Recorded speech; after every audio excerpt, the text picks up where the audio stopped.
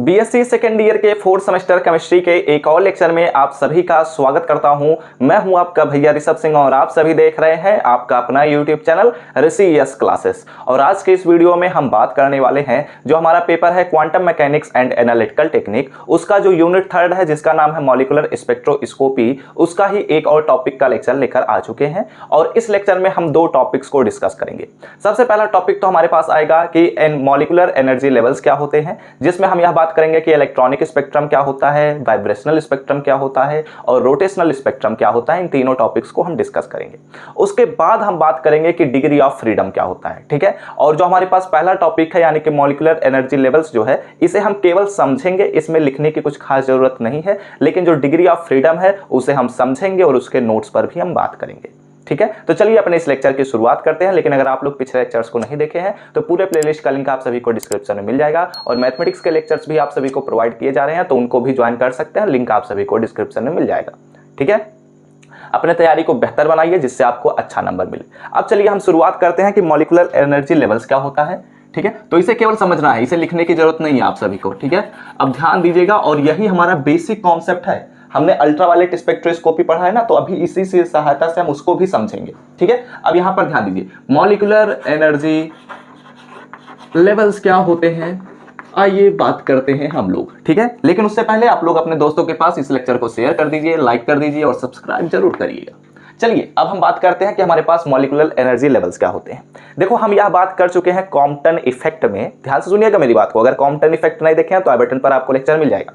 Compton effect में हम बात कर चुके हैं कि अगर हमारे पास एक मैटर है, लेट अस सपोज कि हमारे पास एक मैटर है, यहां पर हमारे पास एक फोटॉन आ रहा है बहुत ही तेजी से, जिसके पास एनर्जी h न्यू है, और जैसे ही वह किसी भी एटम पर पड़ेगा तो उसके इलेक्ट्रॉन्स जो होंगे वो या तो उसके सरफेस पर चले आएंगे। लेट अस सपोज कि यहां पर इस वाले मॉलिक्यूल के पास नहीं गया बल्कि इस वाले मॉलिक्यूल के पास ये हमारे पास आया। अब ये क्या करेगा, या तो यह इसके सरफेस पर चला आएगा, या तो ज्यादा एनर्जी हुई तो यह इसके सरफेस पर आने के बाद ये इसके सरफेस को छोड़कर वह बाहर निकल जाएगा। दो पॉसिबिलिटीज हमने बात किया था, ठीक है। उम्मीद करता हूं कि आप सभी को यह बात याद होनी ही चाहिए, क्योंकि हम काफी अच्छे से बात किए हैं इस पर, ठीक है। तो देखो हम क्या कहते थे उस समय कि अगर हमारे पास फोटॉन की एनर्जी काफी ज्यादा हुई कि वह अपने मैटर के सरफेस को छोड़कर बाहर भी निकल जाए, ठीक है। और दूसरी पॉसिबिलिटी यह थी कि उसके पास केवल इतनी ही एनर्जी है कि वह केवल और केवल अपने सरफेस तक ही पहुंच पाए। और तीसरी पॉसिबिलिटी भी मैंने बात किया था कि अगर उसके पास काफी कम एनर्जी है वह अपने सरफेस पर भी ना पहुंच पाए। तीसरी पॉसिबिलिटी यही थी, ठीक है। तो इसी को आप थोड़ा सा यहां पर हम डिटेल में और भी ज्यादा समझने का प्रयास करेंगे। देखो अगर हम मैटर के मॉलिक्यूलर एनर्जी लेवल्स पर बात कर रहे हैं, ठीक है, आई थिंक टेढ़ा हो गया लेकिन कोई दिक्कत की बात नहीं है, ध्यान दीजिएगा, ठीक है। लेट अस सपोज जैसे हम बात करते हैं कि अगर हमारे पास एक एटम है तो ये हमारे पास उसका पहला एनर्जी लेवल हो गया, ये हमारे पास दूसरा एनर्जी लेवल हो गया, ये बात हम जानते हैं। तो लेट अस सपोज कि ये हम मॉलिक्यूल्स के एनर्जी लेवल्स पर बात कर रहे हैं, ठीक है। तो लेट अस सपोज कि ये n इज इक्वल टू हम ले लेते हैं, चलो 1 ले लेते हैं, और ये हमारे पास n इज इक्वल टू 2 है, ठीक है। दो एनर्जी लेवल्स हुए। अब देखो अगर हमारा इलेक्ट्रॉन, ध्यान से सुनना मेरी बात को, हम यह बात कर चुके हैं टाइप्स ऑफ इलेक्ट्रोमैग्नेटिक रेडिएशंस पर भी, ठीक है। तो टाइप्स ऑफ इलेक्ट्रोमैग्नेटिक रेडिएशंस में हमने पहले जो दो प्रकार के इलेक्ट्रोमैग्नेटिक रेडिएशन पर बात किया था, जैसे गामा रे या और हमारे पास एक्सरे रेडिएशंस थे। तो ये दोनों प्रकार के जब रेडिएशंस या इलेक्ट्रोमैग्नेटिक रेडिएशंस किसी भी मॉलिक्यूल पर पड़ते हैं तो उनके इलेक्ट्रॉन सरफेस पर आने के बाद छोड़कर भाग जाते हैं, यानी कि कॉम्पटन इफेक्ट वहां पर दिखता है, ठीक है। लेकिन उसके बाद के जो हमारे पास रेडिएशंस हैं, जैसे कि अल्ट्रावायलेट रेडिएशन हो गया और हमारे पास विजुअल रेडिएशंस होते हैं, ये दोनों जब हमारे पास रेडिएशंस आते हैं तो वो क्या करते हैं, इलेक्ट्रॉन उनको एब्जॉर्ब करता है और वह अपने हायर एनर्जी लेवल पर पहुंच जाता है।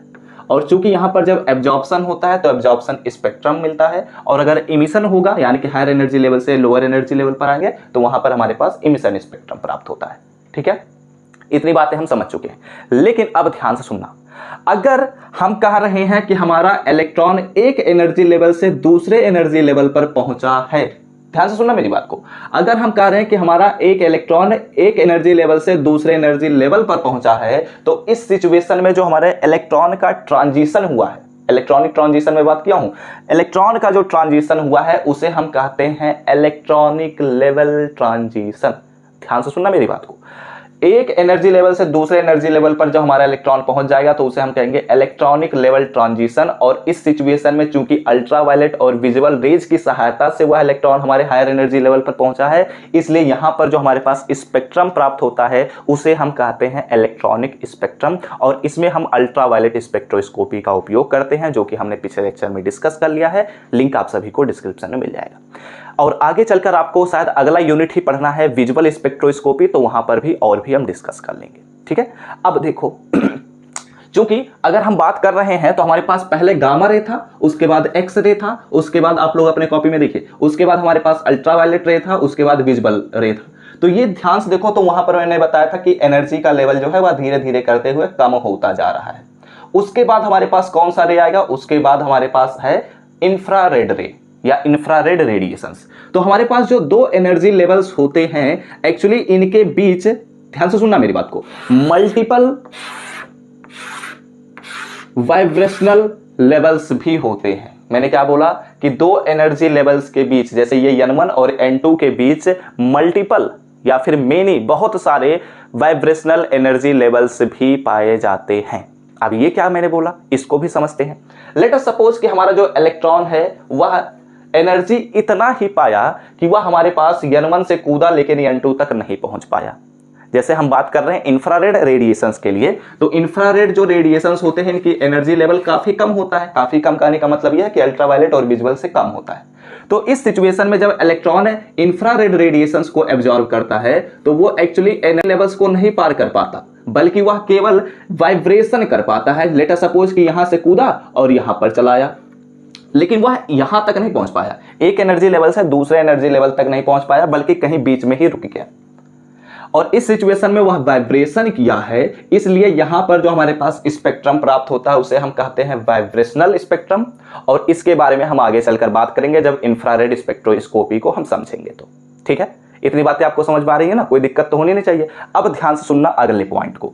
अगला पॉइंट हमारे पास कहता है कि जो हमारे पास एक वाइब्रेशनल एनर्जी लेवल होता है, जैसे यहां से यहां तक का हमारे पास vibrational energy, let us suppose कि ये m इज इक्वल टू 1 है, ये m इज इक्वल टू 2 है, ये हमारे पास वाइब्रेशनल एनर्जी लेवल्स हम रिप्रेजेंट कर रहे हैं। ठीक है, तो एक वाइब्रेशनल एनर्जी लेवल्स के बीच में भी मल्टीपल रोटेशनल एनर्जी लेवल्स भी होते हैं। ध्यान से सुनना इस बात को, काफी इंपॉर्टेंट बात मैं बोल रहा हूं, क्योंकि ये बात आपको कोई समझाने वाला नहीं है। ध्यान से सुन लेना, किसी भी एनर्जी लेवल्स के बीच में मल्टीपल वाइब्रेशनल एनर्जी लेवल्स होते हैं, और एक वाइब्रेशनल एनर्जी लेवल के बीच में मल्टीपल रोटेशनल एनर्जी लेवल्स होते हैं। यानी कि अगर हम इंफ्रारेड रेडिएशन से भी नीचे आ रहे हैं, जिसे हम कहते हैं माइक्रो रेडिएशन की तरफ अगर हम बढ़ रहे हैं, माइक्रो रेडिएशन हो गया या रेडियो वेव हो गए, ये सभी जो हमारे पास रेडिएशंस होते हैं, वो जब इलेक्ट्रॉनों पर पड़ते हैं तो इनकी एनर्जी इतनी कम होती है कि वो इलेक्ट्रॉनिक ट्रांजिशन तो छोड़ो, वो वाइब्रेशनल स्पेक्ट्रम को भी नहीं शो कर पाते, वाइब्रेशनल ट्रांजिशन को भी नहीं शो कर पाते। वह केवल रोटेट करके ही रुक जाते हैं। वह केवल यहां से लेट अस सपोज कि यहीं पर ही पहुंचकर रुक जाते हैं। समझ में आई बात? यानी कि वो केवल इतना सा ही कूदेंगे और फिर रुक जाएंगे, बहुत ज्यादा नहीं, थोड़ा सा बस जाएंगे, ज्यादा नहीं। ठीक है, इस बात को समझ पा रहे हैं ना? तो इस सिचुएशन में वो रोटेशन कर रही हैं। तो यहां से जो हमारे पास रेडिएशंस मिलेंगे, जो स्पेक्ट्रम मिलेंगे, उन्हें हम कहते हैं रोटेशनल स्पेक्ट्रम। आप सभी को अगला टॉपिक यही ही पढ़ाना है, और इसमें भी हमारे पास स्पेक्ट्रोस्कोपी का उपयोग किया जाता है, तो उसके बारे में हम आगे चलकर बात कर लेंगे। ठीक है, तो इतनी बातें आपको समझ में आई ना, कोई दिक्कत नहीं है। अब आई थिंक ये कॉन्सेप्ट आपको समझ में आ चुका होगा कि हमारे पास दो एनर्जी लेवल्स के बीच में मल्टीपल वाइब्रेशनल एनर्जी लेवल्स पाए जाते हैं, और मल्टीपल वाइब्रेशनल एनर्जी लेवल्स के बीच में हमारे पास मल्टीपल रोटेशनल एनर्जी लेवल्स भी पाए जाते हैं। अगर हम बात करते हैं तो हमारे पास गामा रे हो गया, एक्स रे हो गया, जब किसी भी मॉलिक्यूल पर पड़ता है तो वो इलेक्ट्रॉन अपने सरफेस को छोड़कर भी भाग जाते हैं, जहां पर कॉम्पटन इफेक्ट शो करता है। और अगर हमारे पास रेडिएशंस के लिए एनर्जी का अगर हम कम करते जाते हैं, जैसे कि हम अल्ट्रावायलेट और विजुअल रेडिएशंस को पकड़ते हैं, तो उनकी एनर्जी लेवल कम होती है, वो केवल इलेक्ट्रॉनिक ट्रांजिशन को ही शो कर पाते हैं, यानी कि एक एनर्जी लेवल से दूसरे एनर्जी लेवल पर कूद जाते हैं। और अगर हम और एनर्जी लेवल को कम करते हैं, यानी कि इंफ्रारेड रेडिएशन का अगर हम उपयोग करते हैं, तो वहां पर क्या होता है, वाइब्रेशन पाया जाता है, इलेक्ट्रॉनों के बीच वाइब्रेशन पाया जाता है, यानी कि वहां से जो स्पेक्ट्रम प्राप्त होता है उसे हम इंफ्रारेड स्पेक्ट्रम कहते हैं या वाइब्रेशनल स्पेक्ट्रम कहते हैं। इसका जो मेजरमेंट किया जाता है वह इंफ्रारेड स्पेक्ट्रोस्कोपी के साथ सहायता से किया जाता है। और फिर हर एक वाइब्रेशनल एनर्जी लेवल्स के बीच में मल्टीपल रोटेशनल एनर्जी लेवल्स पाए जाते हैं। और जो हमारे पास इंफ्रारेड रेडिएशन से कम एनर्जी वाले रेडिएशंस होते हैं, जैसे कि माइक्रोवेव्स हो गए या फिर रेडियो वेव्स हो गए, इनके द्वारा ही रोटेशनल स्पेक्ट्रम प्राप्त किया जाता है और इसको भी हम एक स्पेक्ट्रोस्कोपी की सहायता से मापा जाता है। ठीक है, तो इसे लिखने की जरूरत नहीं है, बस आपको समझाने के लिए मैंने बताया है। और अब चलो हम बात करते हैं डिग्री ऑफ फ्रीडम क्या होता है, और ये बात आपको समझ में आ चुकी होगी, तो आगे चलकर जो लेक्चर्स आने वाले हैं उन्हें आप लोग बहुत ही आसानी से समझ सकते हैं। ठीक है, तो चलो अब बात करते हैं डिग्री ऑफ फ्रीडम क्या होता है। तो चलिए अब अपने कॉपी में हेडिंग डालिए, डिग्री ऑफ फ्रीडम क्या होता है। तो डिग्री ऑफ फ्रीडम जो होता है जनरली किसी भी मॉलिक्यूल के मोशन के बारे में बताता है, उसका डिस्क्राइब करता है कि किस प्रकार हमारा जो मॉलिक्यूल है वह मोशन कर रहा है, उसी को ही हम कहते हैं डिग्री ऑफ फ्रीडम। यानी कि वह कितने लेवल तक स्वतंत्र है कि वह किसी भी प्रकार का मोशन कर सके, इसी को ही हम कहते हैं डिग्री ऑफ फ्रीडम। समझने का प्रयास करते हैं।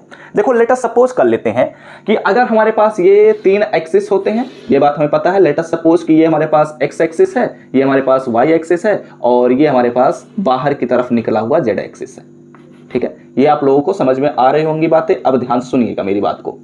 लेट अस सपोज कि ये हमारे पास एक्स एक्सिस, वाई एक्सिस और जेड एक्सिस है। ठीक है, हमारे पास एक मॉलिक्यूल है जिसका जो कि डाई एटॉमिक मॉलिक्यूल है, तो एक एटम उसका यहां पर पाया जा रहा है और दूसरा एटम उसका यहां पर पाया जा रहा है। ठीक है, और ये दोनों क्या है, एक बॉन्ड से जुड़े हुए हैं। मैंने थोड़ा ज्यादा ही डिस्टेंस कर दिया है, तो समझ लेना, जूम करके मैं बात कर रहा हूं। ठीक है, अब ध्यान से सुनना।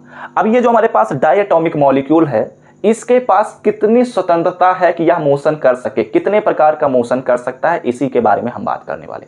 तो देखो, अगर इस मॉलिक्यूल के लिए हम बात करें तो इसका अगर हम रोटेशन मोशन की बात कर रहे हैं, तो एक रोटेशन तो पॉसिबिलिटी ऐसे है कि यह इस मॉलिक्यूल को फिक्स कर दे और ऐसे रोटेट करे। ठीक है, तो यानी कि वाई एक्सिस के अलोंग यह रोटेशन कर सकता है। एक रोटेशन यह है कि हमारे पास अंदर की तरफ मोशन करे। ठीक है, यानी कि ऐसे अगर हम 3 डायमेंशनल की बात कर रहे हैं तो एक मॉलिक्यूल ऐसे फिक्स हो गया और इस मॉलिक्यूल से जुड़ा हुआ एक और मॉलिक्यूल है तो वह ऐसे रोटेशन करे। ठीक है, तो इसके पास जो रोटेशनल डिग्री ऑफ फ्रीडम है वो कितनी है, 2 है।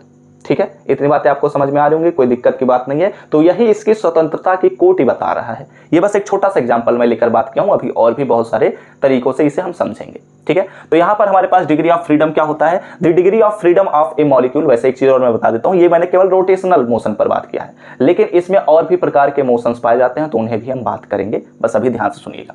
The degree of freedom of a molecule is defined as the total number of parameters required to mention the state of the molecule completely. समझो इस बात को, क्या बात बोली जा रही है। कहता है कि जो हमारे पास डिग्री ऑफ फ्रीडम होता है किसी भी मॉलिक्यूल का, वह डिफाइन करता है कि हमारा जो the total number of parameters required to mention the state of the molecule, जो हमारे पास मॉलिक्यूल का स्टेट होता है उसके बारे में जितने भी पैरामीटर्स बताने के लिए जरूरी होते हैं, उन सभी की संख्या ही डिग्री ऑफ फ्रीडम कहलाती है। समझने का प्रयास करते हैं। देखो, हम 3rd सेमेस्टर में यह बात कर चुके हैं काइनेटिक थ्योरी ऑफ गैसेस में, कि अगर हम गैसेस के मॉलिक्यूल्स को एक कंटेनर में बंद कर लेते हैं और उसे हम गर्म करते हैं, तो क्या होगा, गैस के जो मॉलिक्यूल्स होंगे वो इधर उधर भागना शुरू कर देंगे, क्योंकि उनमें एनर्जी लेवल बढ़ जाता है, तो उनकी एक्साइटमेंट लेवल भी होगी, वह बढ़ जाएगी। तो वही बात यहां पर हम करने वाले हैं कि on giving heat to gases, अगर हम गैसेस को हीट देते हैं तो 3 टाइप्स ऑफ मोशन अकर्स, तो उनमें 3 प्रकार के मोशंस पाए जाने की पॉसिबिलिटी होती है। कौन कौन से होंगे, अगर हम बात करते हैं कि कौन कौन से होंगे, तो उसमें हमारे पास सबसे पहला होता है ट्रांसलेशनल मोशन पाया जाता है। अब ये क्या होता है ट्रांसलेशनल मोशन, आप लोग इंटरमीडिएट में पढ़ चुके होंगे, हो सकता है भूल चुके होंगे, तो अभी मैं इसको भी बता दूंगा। दूसरा हमारे पास होता है रोटेशनल। क्या होता है, रोटेशनल होता है ना, रोटेशनल मोशन होता है। ठीक है, तीसरा हमारे पास क्या होता है, इस पर भी हम बात कर लेते हैं। तो हमारे पास जो तीसरा होता है उसे हम कहते हैं वाइब्रेशनल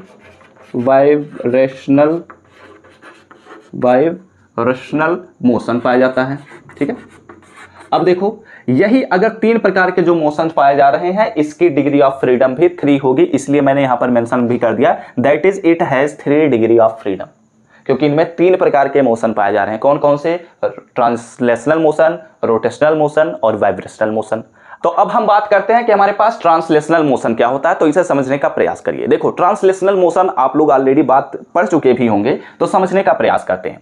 देखो लेट अस सपोज एक फुटबॉल हम ले लेते हैं, ठीक है। तो जब वह फुटबॉल अगर हम लेते हैं, यहां पर समझने का प्रयास करते हैं, ये हमारे पास एक सरफेस है और यहां पर एक फुटबॉल है, ठीक है, या फिर गेंद भी ले लेते हैं।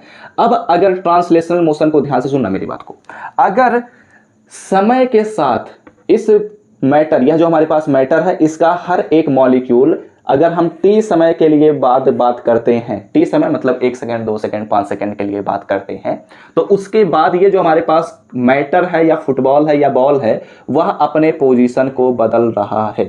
तो समान समय में यानी कि सेम टाइम में इसके हर एक मॉलिक्यूल सेम ही डिस्टेंस को कवर करने चाहिए।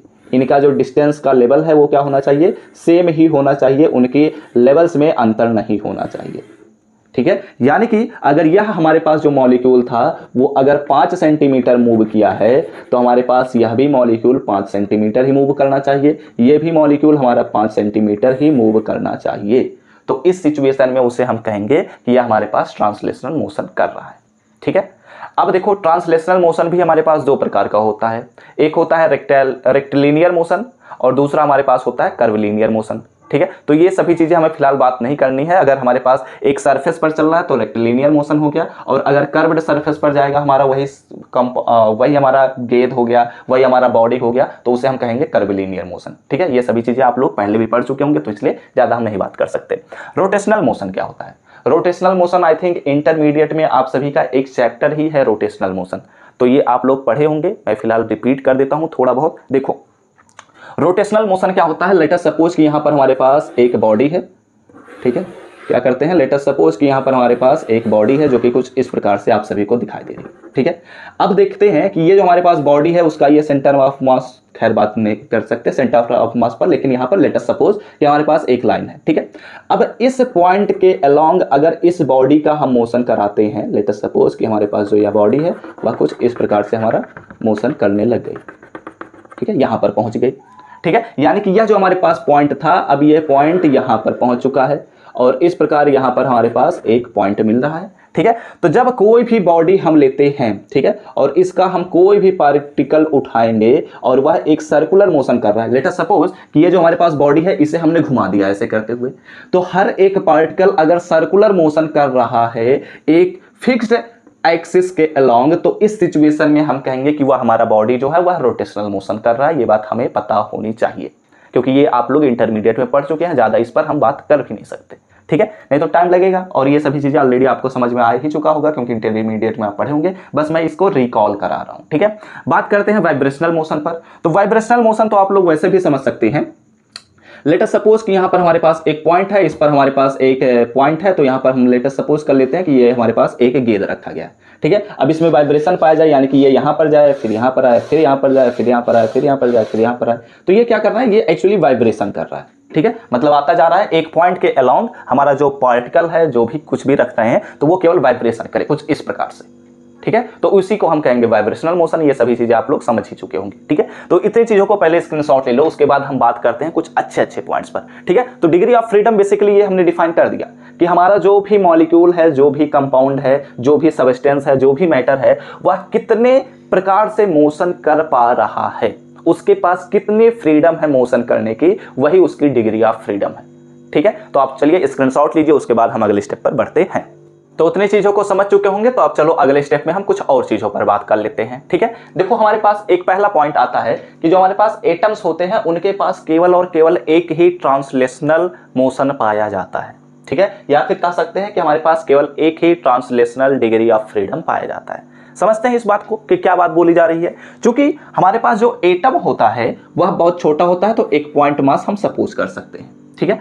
अब ये जो पॉइंट मास है इसके अलोंग हम एक्सिस का रिप्रेजेंटेशन कर सकते हैं, तो हमने ये एक्सिस का रिप्रेजेंटेशन कर दिया। तो ये हमारे पास एक्स एक्सिस है, ये वाई एक्सिस है, ये जेड एक्सिस है, ठीक है। तो अब अगर हम बात करते हैं कि ये हमारे पास पॉइंट मास है, यानी कि हमारे पास एटम है, ध्यान से सुनते हुए चलिएगा मेरी बातों को। ये हमारे पास एक पॉइंट मास है जिसे हम कह रहे हैं कि एटम है, क्योंकि एटम बहुत ही छोटा होता है, हम उसे अपनी नग्न आंखों से देख भी नहीं सकते, बहुत ही छोटा, ठीक है, तो उसे हम 3 एक्सिस के अलॉन्ग हमने रख दिया, जिसमें हमने मिडिल पॉइंट पर रख दिया। अब अगर ध्यान से देखो तो यह जो हमारे पास एटम है यह किसी भी प्रकार से मोशन कर सकता है, चाहे वह ऐसे मोशन करे यानी कि हमारे और आपके बीच में मोशन करे, या तो फिर वह ऐसे करे यानी कि दाहिने हाथ से बाएं हाथ की तरफ मोशन भी कर सकता है। तो ये हमारे पास दूसरी पॉसिबिलिटी हुई और ये हमारे पास तीसरी पॉसिबिलिटी हुई, यानी कि 3 प्रकार से मोशन कर सकता है, एक्स एक्सिस के अलॉन्ग, वाई एक्सिस के अलॉन्ग और जेड एक्सिस के अलॉन्ग। 3 पॉसिबिलिटीज हैं। तो ऐसे तीनों ही प्रकार से मोशन कर सकता है, यानी कि ऐसे भी कर सकता है, ऐसे भी कर सकता है और ऐसे भी कर सकता है।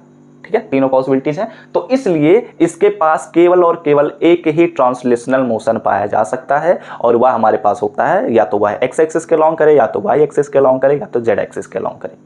ठीक है, इसलिए इसके पास जो डिग्री ऑफ फ्रीडम होगा वह केवल एक ही होगा। ओके, अब चलो ये तो हमारे पास एटम की बात हुई। अब बात करते हैं मॉलिक्यूल्स के लिए। तो अगर जब हम मॉलिक्यूल्स के लिए बात करते हैं तो मॉलिक्यूल्स के लिए एक्चुअली हम इन्हें क्लासिफाइड करने लगते हैं। जैसे कि अगर डायटोमिक मॉलिक्यूल है तो उसके लिए अलग होगा, ट्राइटोमिक मॉलिक्यूल है तो उसके लिए अलग होगा, और भी जो हमारे पास अगर लेवल बढ़ाते जाएंगे पॉलीएटॉमिक मॉलिक्यूल्स को लेंगे तो उनके लिए भी अलग होता है। तो हमारे पास फिलहाल 2 ही प्रकार के यहां पर हम बात करने वाले हैं। नाउ वी कंसीडर, हम सपोज करते हैं अपनी तरफ से the rotation of a molecule. अब हम बात करने वाले हैं कि मॉलिक्यूल्स के जो रोटेशंस होते हैं उनके लिए हम बात करने वाले हैं। तो एक डायटोमिक मॉलिक्यूल लेते हैं। A diatomic molecule has 2 rotational degree of freedom. क्या बात बोली गई, ध्यान सुनिएगा कि हमारे पास जो डायटोमिक मॉलिक्यूल होता है उसके पास 2 रोटेशनल डिग्री ऑफ फ्रीडम पाया जाता है। अब ये क्या बात बोली गई है, ध्यान से सुनिएगा।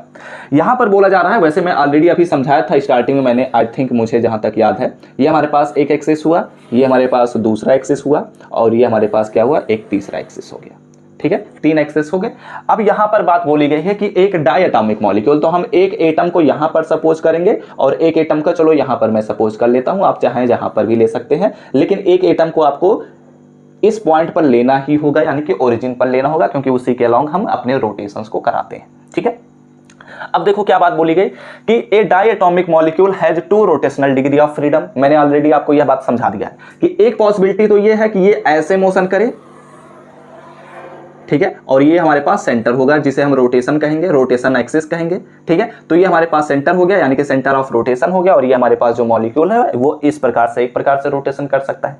दूसरा प्रकार का रोटेशन वह कुछ इस प्रकार से कर सकता है कि यहां से, मतलब कुछ इस प्रकार से रोटेशन कर सकता है। फिलहाल तो ये समझाने के लिए अभी मैं समझा देता हूं। देखो, ये तो हमारे पास एक पॉसिबिलिटी ये है कि ऐसे रोटेशन करे। ठीक है, चूंकि एक्स एक्सिस अगर ऐसे है तो वाई एक्सिस के अलॉन्ग यह रोटेशन कर रहा है, और जेड एक्सिस के अलॉन्ग भी रोटेशन कर सकता है, यानी कि कुछ इस प्रकार से। ठीक है, इतनी बातें आपको समझ में आ रही है ना। तो 2 ही इसके पास रोटेशनल फ्रीडम पाए जा रहे हैं, रोटेशनल पाए जा रहे हैं। ठीक है, तो इसलिए यहां पर बात की गई है कि a diatomic molecule has 2 rotational degree of freedom because, क्योंकि this molecule which lies along x axis, चलो यहां पर मैंने वही सपोज ही किया था कि एक्स एक्सिस के अलोंग अगर वह लाई कर रहा है, यानी कि बैठा हुआ है, तो वह रोटेशन कर सकता है वाई एक्सिस के अलोंग और जेड एक्सिस के अलोंग। ठीक है, which are perpendicular to each other, और ये जो हमारे पास एक्स वाई जेड होते हैं ये सभी के सभी क्या होते हैं, परपेंडिकुलर होते हैं एक दूसरे के। ठीक है, तो इनका जो रोटेशन होगा वो भी क्या होगा, परपेंडिकुलर ही होता है। अब हम बात करते हैं, चलो यहाँ पर कुछ अच्छे पॉइंट्स मैंने मेंशन कर लिया है कि ऑल लीनियर मॉलिक्यूल्स, जितने भी लीनियर मॉलिक्यूल्स होते हैं, लीनियर मॉलिक्यूल्स कहने का क्या मतलब है कि जैसे हमारे पास ले लेते हैं लीनियर मॉलिक्यूल्स, अगर हम कार्बन डाइऑक्साइड को ले लेते हैं तो वो दिखेगा। ठीक है, तो हमारे पास एक एग्जाम्पल हम ले लेते हैं इजी एग्जाम्पल के तौर पर, हमारे पास कार्बन डाइऑक्साइड हो गया। ऐसे बहुत सारे मॉलिक्यूल्स होते हैं जो कि लीनियर मॉलिक्यूल्स होते हैं। ठीक है, तो फिलहाल यहाँ पर मैं मेंशन नहीं कर रहा। ठीक है, तो हमारे पास जो कार्बन डाइऑक्साइड मॉलिक्यूल होते हैं उनके पास केवल 2 ही रोटेशनल डिग्री ऑफ फ्रीडम पाए जाएंगे, जैसे कि यहाँ पर देखने को मिला है। ठीक है, जितने भी लीनियर मॉलिक्यूल्स होते हैं, चाहे वह कितने भी लीनियर मॉलिक्यूल्स हों, वो सभी के सभी 2 ही रोटेशनल डिग्री ऑफ फ्रीडम को शो कर पाते हैं। ठीक है, अब हम बात करते हैं कि अगर नॉन लीनियर मॉलिक्यूल्स हों तो इसके लिए, तो उनके पास देखो 2 रोटेशनल डिग्री ऑफ फ्रीडम हो गया, और अगर हम नॉन लीनियर मॉलिक्यूल्स को उठाते हैं तो वो तीनों एक्सिस के अलोंग रोटेशन को शो कर सकते हैं। अब इसका मतलब क्या हुआ, लेट अस सपोज कि अगर हम सपोज कर लेते हैं कि ये हमारे पास H2O मॉलिक्यूल है, तो ये हमारे पास HH एटम हुआ और ये हमारे पास ऑक्सीजन एटम हुआ। ठीक है, तो ये तीनों क्या होते हैं, एक दूसरे से जुड़े होते हैं एक बॉन्ड की सहायता से, ये बात हमें पता है। ठीक है, अब किसी एक एटम को हम पकड़ते हैं और उसके अलोंग हम रोटेशन को कराते हैं। ठीक है, तो लेट अस सपोज कि इसी वाले एटम को हमने उठाया, तो ये हमारे पास तीनों एक्सिस हमने ड्रा कर दिया। ठीक है, ये हमारे पास तीनों एक्सिस आ चुके हैं, ये एक्स एक्सिस, ये वाई एक्सिस और ये जेड एक्सिस। ध्यान से सुनते हुए चलिएगा। ठीक है, तो अब देखो, अगर हम इसे रोटेशन कराते हैं, ठीक है, इसी पॉइंट के अलोंग, यानी कि ऑक्सीजन को हम पॉइंट में रखते हुए, ठीक है, तो ये जब रोटेशन करेगा तो वो इस प्रकार से रोटेशन करेगा, ठीक है। लेकिन अगर ध्यान से देखो तो दो एटम लगे हुए हैं, तो एक तो एक्स एक्सिस के अलोंग और जेड एक्सिस के अलोंग रोटेशन कर रहा है। अगर हम कर रहे हैं कि ये जेड एक्सिस के अलोंग रोटेशन कर रहा है, तो दो एटम होने की वजह से वो जेड एक्सिस के साथ साथ एक्स एक्सिस वाला भी पॉइंट तो कवर कर रहा है ना। अगर यहां पर होता वही एटम, कोई भी दोनों या तो एटम एक ही जहां पर होते तो हम कहते हैं कि वो एक ही एक्सिस के अलोंग रोटेशन कर रहा है, लेकिन दोनों ही पॉइंट अलग अलग डायरेक्शन में है, तो इसलिए वो क्या कर रहे हैं, दोनों ही एक्सिस को कवर कर रहे हैं। और इस प्रकार से चूंकि हमारे पास यहां पर एक एटम ऑलरेडी है, तो इस प्रकार से यह तीनों एक्सिस के अलोंग रोटेशन कर रहा है। समझ पा रहे हैं इस बात को? चाहे हम ऐसे रोटेशन कराएं, चाहे ऐसे रोटेशन कराएं, चाहे ऐसे रोटेशन कराएं, ये तीनों एक्सिस को कवर कर रहे हैं। इसलिए इनके पास जो डिग्री ऑफ फ्रीडम होगी वह 3 होती है। आप लोग लाइन लिख लीजिएगा, that is all non linear molecules have 3 degree of freedom, या 3 रोटेशनल डिग्री ऑफ फ्रीडम होता है। अगर इसमें एग्जांपल के तौर पर बात करें तो एक एग्जांपल लिख लीजिएगा इसमें, H2O मॉलिक्यूल, यहां पर मैं लिखवा देता हूं, ठीक है, H2O मॉलिक्यूल, ठीक है। CH4 भी हमारे पास इसी कैटेगरी में आ जाएगा। ऐसे बहुत सारे मॉलिक्यूल्स होते हैं, आप लोग लिख लीजिए। और ये हमने कवर कर लिया, जैसे कि यहां पर अगर हम, ठीक है, स्क्रीनशॉट लीजिए, ठीक है ना। तो अब इस लेक्चर को यहीं पर हम समाप्त करते हैं। उम्मीद करता हूं कि आप सभी को लेक्चर समझ में आया होगा।